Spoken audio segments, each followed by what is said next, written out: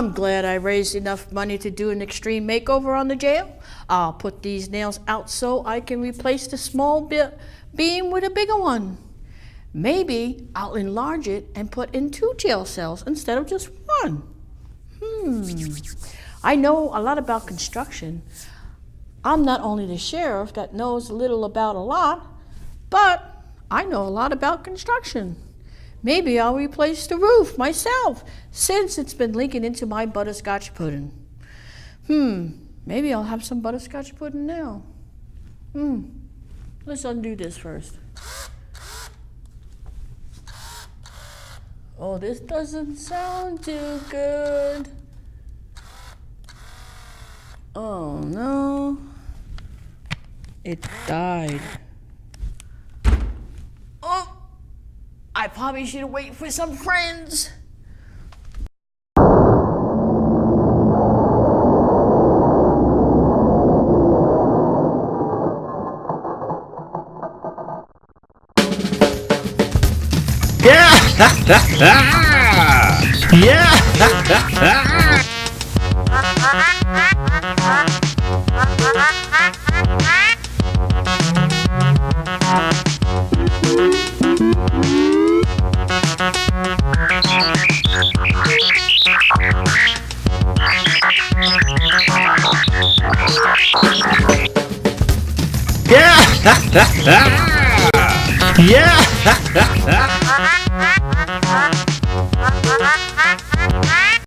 Stay tuned for another exciting adventure of the rock and roll and hang on with both hands. It's another exciting grab on and hold on tight with both hands. It's another Dr. Draw show and it's moving and shaking and rocking and rolling.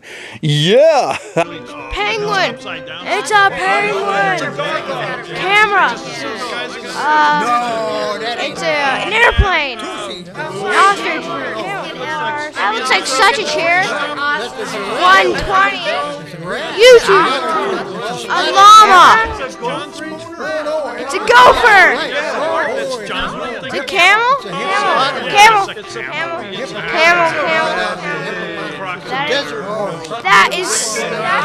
A llama. Ostrich. That's either a camel or an ostrich. Camel or an ostrich. Yes! Camel, you were right. I was right. Camel. Woo. Yeah. Oh yeah, camel. I know it's going to go to take 2. Camels live in deserts, mountains, and other arid places.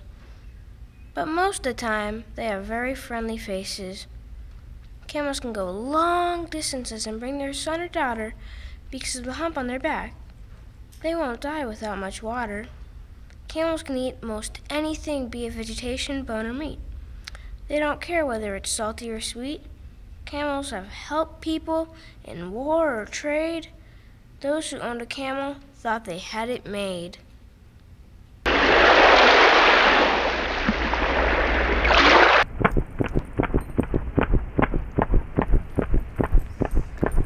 So, that's funny. I thought I saw a camel go by here. Must have been my imagination. No, Greg, he looked pretty real to me. Oh, well, camels aren't allowed on the ship. Get him off of here. He'll eat all of my donut holes. That's right. Yeah, Herb, he'd ate all my donuts. Yeah.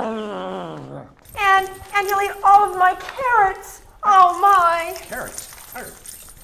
So that's where all my stew went. Stew? Yarr! This has gone on far enough. What do you think this is, a Camelot? Oh, well, maybe I can trade the camel for some better golf clubs. Maybe you should trade him for a better sword. Yours is kinda girly. Oh, what's wrong with me, sword? You watch it or I'll make you walk the plank. Ha! I think it would be easier for a camel to walk through the eye of a needle than to understand all of you scallywags. Yarr, Skilly. For a bonehead, that's pretty deep. Oh, I've had it. I'm leaving. I need a furlough. Where's the nearest golf course anyway? Bye!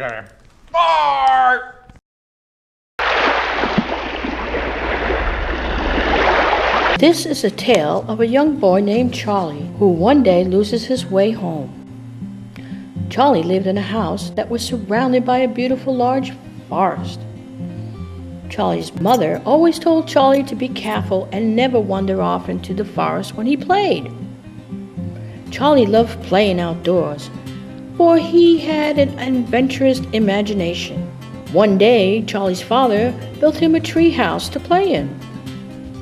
From the tree house, Charlie saw and learned that many animals lived in the forest, but he never realized that one day he would need their help. Charlie loved to chase butterflies. He loved their beautiful colors and the way they fluttered through the air. One day, on a sunny day, he chased a rainbow of butterflies and accidentally wandered off into the forest. As he chased the rainbow of butterflies, he became confused as to which direction his home was. Charlie had become lost. He looked nervously around to see if he could find his way home, when suddenly a bird appeared. What are you doing alone in the forest? The bird asked Charlie. I'm lost and I want to go home. Charlie said. Is that all? I'll take you home. Just follow me. The bird said. Charlie followed, walking while the bird flew high above. Finally, the bird stopped at a nest in a tree. Charlie, it's okay. You're home now. Charlie told the bird. The nest is your home, not mine. Just then a deer appeared. The bird told the deer that Charlie was lost and wanted to go home. The deer told Charlie to follow her, for she would take him home. The deer pranced through the forest as Charlie followed closely behind. Charlie was brought to a family of deer living in a meadow. The deer said, "We are home." Charlie, now more confused than ever, told the deer, "This is not my home either." Charlie, now worried, sat down on a rock and sighed. How will I get home now? Just then, a badger who was eating his food noticed Charlie sitting on the rock. The badger asked Charlie, What are you doing in the forest here? Charlie answered, I'm lost and I want to go home. Oh, I know the way to your home. Follow me, said the badger. They both walked through the forest.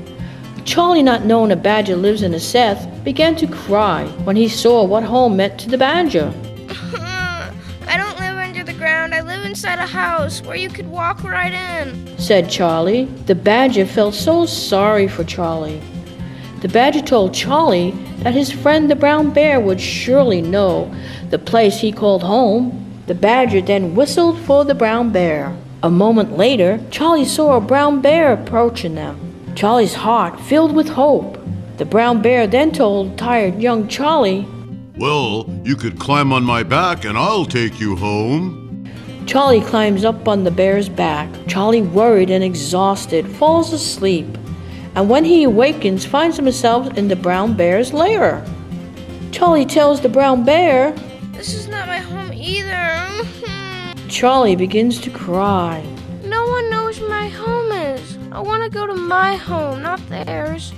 Charlie cried.